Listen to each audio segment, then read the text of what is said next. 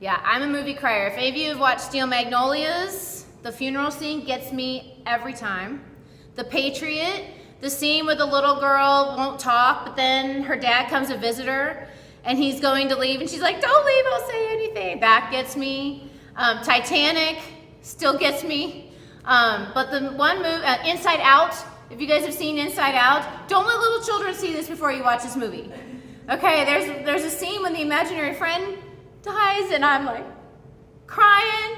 But another movie that I was in the movie theater, I saw, and I was like ugly crying. I'm talking snot running down my nose, like blotchy face, sobbing, crying, was the movie War Horse. Who's seen that movie? Anyone seen the movie War Horse? Oh my gosh. You should watch it, but have tissues. It's one of those movies I'm glad I've seen and I don't ever want to see again. Like some of these war movies, I'm glad I saw them, but I cannot handle to watch them another time. And War Horse is one of them. And the premise of the movie is that there's this horse and it lives the happy farm life until it gets taken into war. This is during World War I, I believe. It gets taken into war. It changes hands a bunch of times. But eventually it gets to be like they use the horses to carry all the artillery because they didn't have cars back then or tanks and stuff. So they used the horses to carry these heavy loads. And they would use them literally to death. They would use these horses until they died. They didn't have enough food necessarily. They would work these horses every single day. These horses were carrying heavy loads. Every single day they were going into battle. And this poor horse, he has like a best buddy because horses are kind of like dogs. You know, they have a personality, they're very sensitive, and they're fairly smart. So this horse is seeing all these other horses dying. He's watching, you know, like all these bad things happen. And there's the scene that gets me. They're moving, the cavalry's on the march, and you see just in the background hundreds of dead horses laying in the field because they've basically used them up. And there's this one job particularly that's a horse killer. It's such a hard, heavy job that whatever horse gets put into that position, it's the death knell for that horse. And so this horse, Joey, he gets called up to do that job. The horse that was doing it collapses, and so they're like, that horse, let's bring Joey. And the horse, he's had enough. He can't handle it, and so he manages to escape. He gets away, and he runs in terror because he is just overwhelmed. He has been worked to death. He is stressed out. He has watched all these other horses die. He's changed hands all these times, and he just can't take it anymore. And so he flees in terror. And in his terror, he runs straight into a field of barbed wire, and he gets so tangled in barbed wire, he literally can't move anymore. So here he is just standing there like trapped, exhausted, emotionally, physically exhausted, and physically trapped. He cannot move. And I'm watching this, and I'm just like, sobbing, ugly crying, because it's just terrible. And the two opposite sides are on either side of the barbed wire, and they each send a scout. They're like, I think I hear a horse back there. I think I see a horse. And so each sends a scout, and the scouts make their way, and they see each other, and they call a truce. These two men call a truce, and they free the horse. Thank goodness. It's not like a dog movie where the dog gets it in the end, right? They free the horse, and then they like rock, paper, scissors, or they have some sort of like to see who gets the horse in the end. And so I won't tell you the whole, that's like 2/3 of the way. That's kind of like the beginning of the climax of the movie.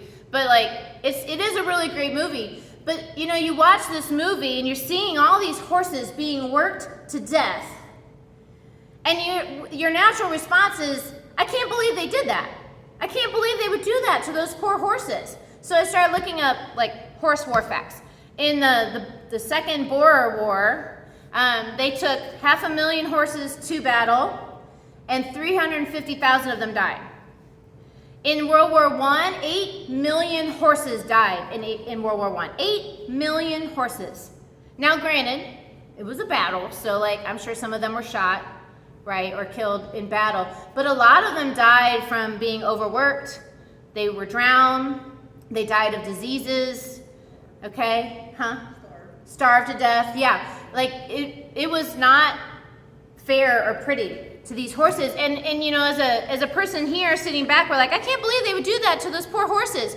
But you know what's crazy to me? A lot of us choose the war horse life.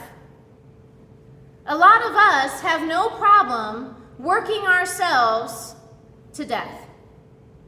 The American way is to work, work, work, grind, grind, grind. How you doing? Oh, I'm busy. I'm so busy. We kind of wear it like a badge of honor. And I don't know if you're like me, but like I get to the point sometimes where if I get to sit still, have an evening off, I'm like, where am I supposed to be? What am I supposed to be doing? Am I allowed to sit here? Am I allowed to just sit still for a minute? Like, I feel guilty if I'm sitting still. Because I've got this whole list of things I probably should be doing, and am I allowed to sit still? And did I forget to be somewhere? Am I going to get a phone call that I'm not where I'm supposed to be? We have chosen to be war horses. We have chosen to work ourselves to the bone, to death. We have chosen to work constantly. And we think it's okay. Because in American culture, that's just the way you do it. And I'm not saying we shouldn't work. We absolutely should work. But you know, when I think about what the Bible says about work, and the Bible has stuff to say about work. So if you look at the beginning, in the beginning, in the very beginning, part of the Genesis story says in Genesis 2:2, by the seventh day God had finished his work, and so on the seventh day he rested from all of his work. And then God blessed that seventh day. He made it holy, because on it he rested from all the work of creating everything he did. God rested. God had a lot to do. I'm sure his to-do list is super long, but God rested. He allowed himself to rest. So for those of us who think, and I am preaching to myself today, like I'm not trying to point the fingers, but this finger comes right back here, right? Those of us who think that we're too busy to rest, we've got too much to do to rest, are you more important than God is? God had important work to do, and he rested. He has created a cycle of rest for us because he knows how important it is.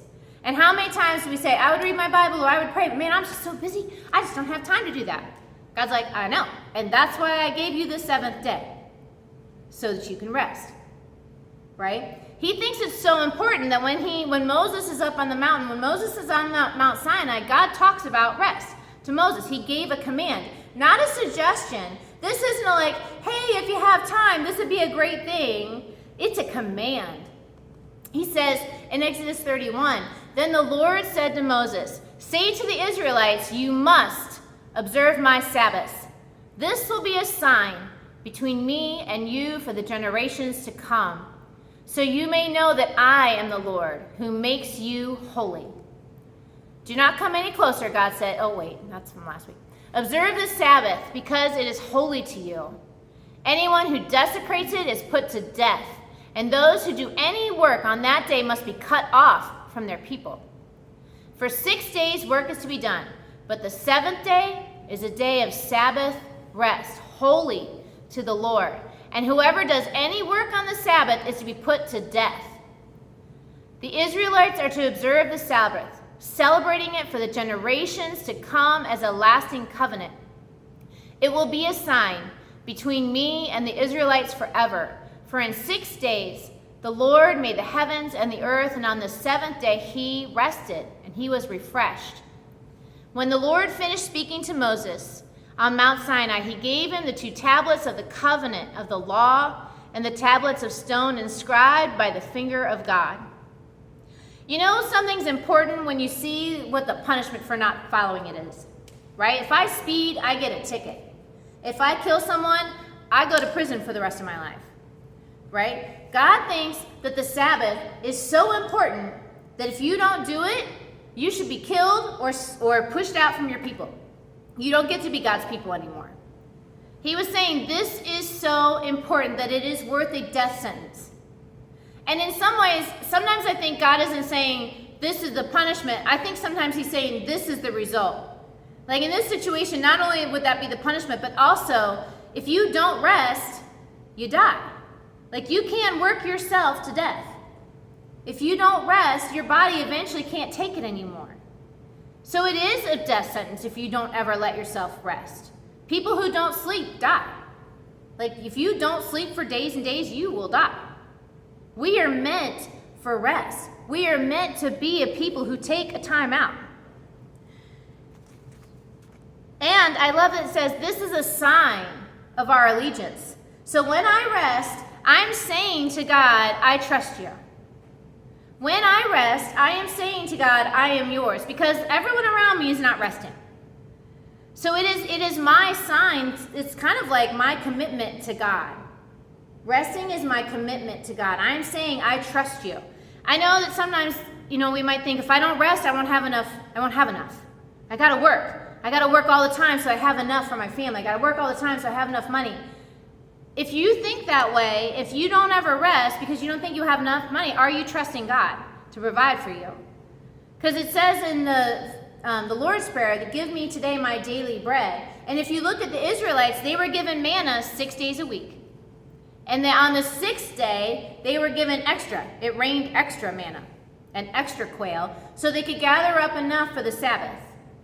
So they didn't have to work. Like even in that situation, they were given just enough. They were given enough to have 2 days worth on the 6th day, and there was no manna on the 6th day. Because the God's like, I'm going to provide for you, and you're not going to have to work. You're not going to have to run around collecting and skinning the quail and whatever. You get this day to rest. I want you to just chill out with your family. I want you to feel refreshed so you can go into the next week. Like God wants us to rest. And I think that not resting is a sign of some problems. If we don't rest, one, it could be a sign that you're not trusting God to provide for you. It could also be a sign that I think I'm so important that no one else can do the job but me. And that's a sign of pride. If I think no one else can do it but me, that the world's going to fall apart unless I'm doing all these jobs, then that might be an indication of pride.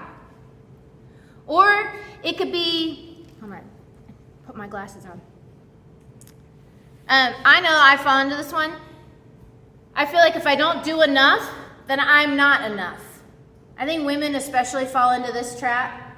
Like if I'm not doing enough, then I'm not enough, and that God's going to reject me. He's going to be mad at me. He's going to not think that I'm good enough to be his. Like, if I'm not doing enough for the kingdom, God's going to be so mad at me.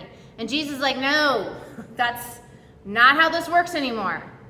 It's a relationship. Come to me and you don't have to work. I think about if you became a quadriplegic and you could do nothing laying in your hospital bed, God's not going to be like, well, you're not accomplishing anything anymore. I guess I'm done with you. He loves you just as much if you are making, if you're speaking miracles over people, if you're Billy Graham and converting people all over the world and healing people, or if you're a quadriplegic sitting in a hospital bed doing nothing. He loves you equally. We don't have to accomplish things in order for the Lord to love us.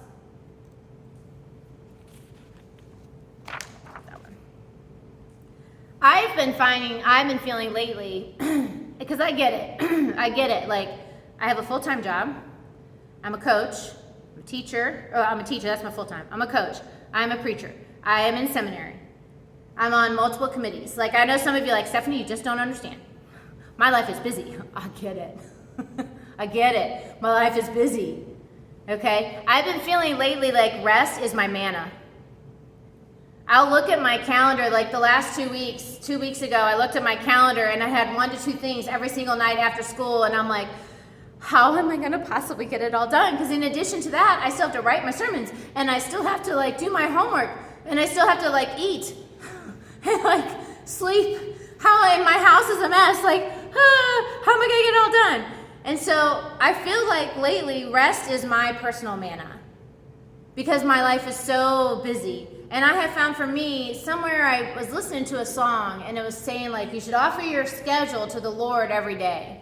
So I've been trying to create this habit where every day and every week I look at my calendar and I'm like, okay, Lord, I don't know how that's all going to fit. I'll think about all this stuff and I'm just going to have to work until 10 o'clock every night and then take a shower and go to bed. And then God's like, Stephanie, take a break. You know what I mean? If you're too, what's that phrase? If you're too busy for God, then you're busier than God expects you to be. There's this acronym that it says busy is being under Satan's yoke.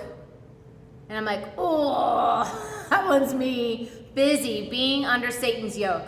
Satan wants us running around like a chicken with our head cut off, feeling like we gotta work. Thinking we have to be that war horse to get things done. But God says, I want you to rest. And so for me, when I give God my schedule and I offer him my calendar, I get things done quickly. Then an idea just comes to my head and I'm able to write something quickly. People call and be like, hey, I can't meet this week. Can we push it? And I'll push it to a week where my schedule is less crazy. Meetings get canceled. Just stuff like that happens. I found that for me, when I give my calendar to the Lord, he's like, I'm going to take that out. I'm going to make that go fast. I'm going to make this work out. And I feel like he has been giving me my manna of rest in my calendar. And I'm not when 2 weeks ago when I looked at my calendar, I'm like, I don't know how I'm going to get through these 2 weeks. But the Lord just helped me get through it. So my challenge to you guys this week, those of you who live your life like I do, like many of us do, those of us who feel like we're a war horse, being worked to death, feeling like we're never allowed to rest, those of you who feel guilty if you sit down to read a book or watch a TV show, those of you who say, I'm too busy to read my Bible, I'm too busy to hang out with God, I'm too busy to do all these things, I don't know how I'm going to get it all done. My message to you this week is to talk to God about that, is to have a conversation, because God's design is not for you to be a war horse. God's design for you is not ever for you to work so hard that you don't have time to rest. God's design is never so that you have no time for him. We are supposed to, as people of God, have rest. We're supposed to have a whole day of it. Even I've come a long way, but still the thought of just one whole day of rest to me is like, really a whole day, Lord? Like, how am I going to get groceries? So I'm still in process on that too. But if you find that you are exhausted all the time and you never get a chance to sit still, then I would say that you are under Satan's yoke right now. And you need to go to the Lord, or you need to give your calendar to the Lord, and you need to ask the Lord to help you see where to find rest. You should not come to the end of the week. You should not be in a perpetual state of exhaustion. There's rest for all of us. Every single one of us in here, there is rest for us. That is God's gift to us. And all of God's people said, amen. All right, if you have not